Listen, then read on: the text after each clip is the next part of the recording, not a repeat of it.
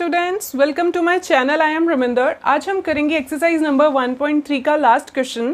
Prove that the following are irrationals. 3 number given है, उन्हें हमें इर्रेशनल प्रूव करना है। इस वीडियो को एंड तक देखिए क्योंकि इन क्वेश्चंस के ख़त्म होने पर मैं आपको कुछ फैक्ट्स बताऊंगी इर्रेशनल नंबर्स के। Okay, let us start. To prove है फर्स्ट पार्ट हमारा 1/√2 is irrational. So let us assume let 1/√2 is a rational number. As usual हमने पिछले क्वेश्चंस में भी ऐसे ही किया है। जब भी हमें इर्रेशनल प्रूव करने के लिए आता है तो पहले हम उसे कॉन्ट्ररी एज्यूम करके चलते हैं, कॉन्ट्रडिक्शन मेथड से करते हैं कि वो रैशनल है। अब अगर ये रैशनल नंबर है तो इसे हम a/b की फॉर्म में लिख सकते हैं। और कंडीशंस क्या थी? b should not be equal to 0 and a and b are coprime. a b जो है ये आपस में को प्राइम नंबर्स हैं। को प्राइम की एग्जांपल फिर से बता दीजिए, जैसे 5/7, 13/14, जिनकी आपस में कटिंग नहीं हो रही फर्दर, या फिर ये बोलिए कि कोई भी कॉमन फैक्टर नहीं है 1 के सिवा। फाइन। अब देखिए यहाँ पे हम क्रॉस मल्टीप्लिकेशन कर लेते हैं। ये बन गया b is equal to a into √2। Fine. अब रूट को सिर्फ इधर रहने देते हैं, a को हम उधर शिफ्ट कर देते हैं, तो ये बन गया √2 इज इक्वल टू b/a। अब ये जो पार्ट है ये हमारा रैशनल नंबर है। क्यों? क्योंकि हमने a/b को रैशनल लिया। रैशनल को हम रेसिप्रोकल भी कर देंगे तो वो रैशनल ही रहेगा।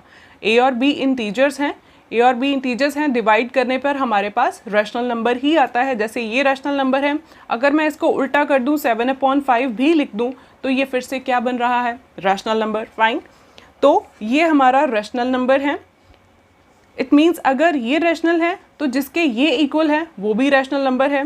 This implies √2 is a rational number because b/a is a rational number. Fine. तो ये तो आ गई फिर से गलती। This is a contradiction. किससे कॉन्ट्राडिक्शन है ये? सोचिए। This is a contradiction to the fact that, कौन सा फैक्ट है? That √2 is irrational. √2 जो था वो इर्रेशनल था। कैसे था? जैसे हमने √5 को इर्रेशनल प्रूव किया था फर्स्ट क्वेश्चन में, वैसे ही √2 को सिमिलर बेसिस पे इर्रेशनल प्रूव कर सकते हैं। फिर से मैं आपको बता दूं, अगर ये क्वेश्चन आपको एज इट इज एग्जाम में आता है, प्रूव दैट 1/√2 इज इर्रेशनल, तो आपको पहले √2 को इर्रेशनल प्रूव करना होगा। After that you have to start from here. Fine. अगर आपको गिवन है that √2 is irrational, prove that 1/√2 is irrational, तो आप यहाँ से स्टार्ट करेंगे। फाइन। अब ये देखिए ये गलती क्यों आई? This contradiction has arisen,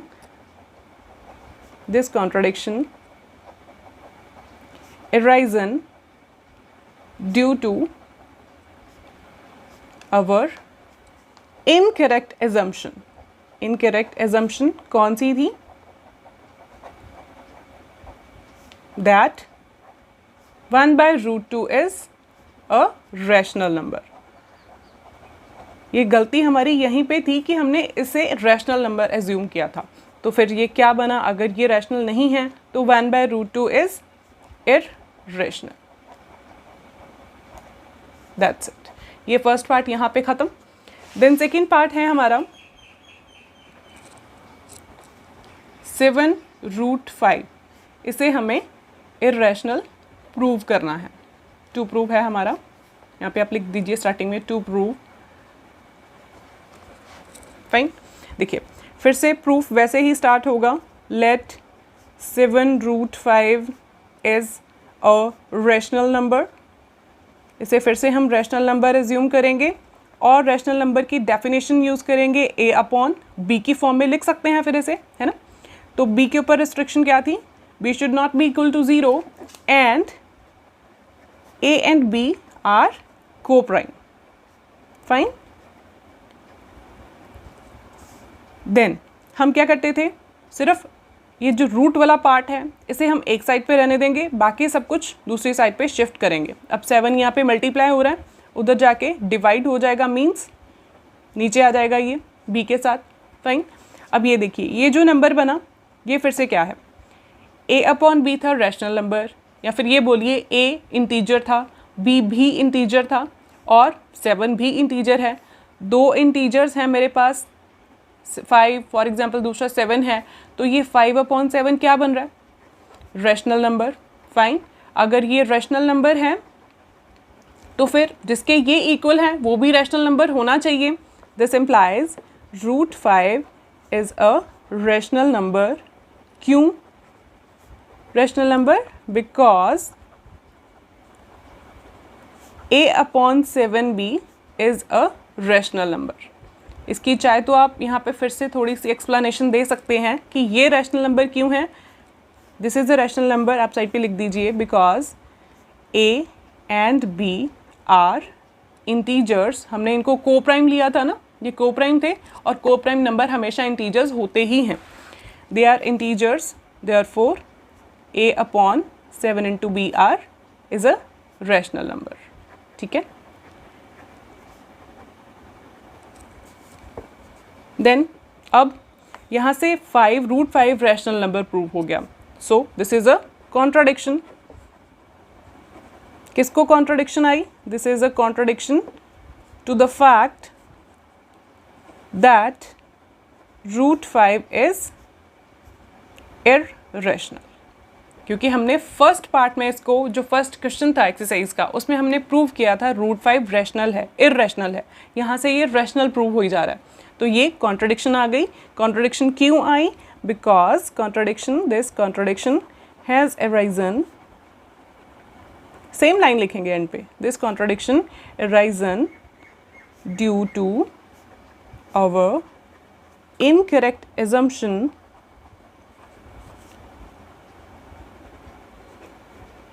that 7√5 is a rational number।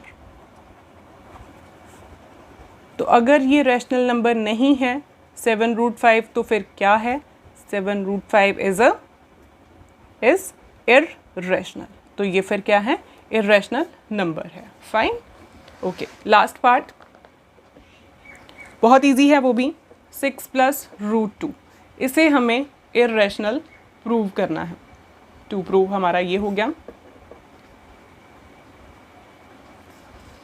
Okay, 6 + √2 is irrational. Proof में देखिए फिर से, लेट सेम वैसे ही करेंगे, लेट 6 + √2 इज रैशनल नंबर।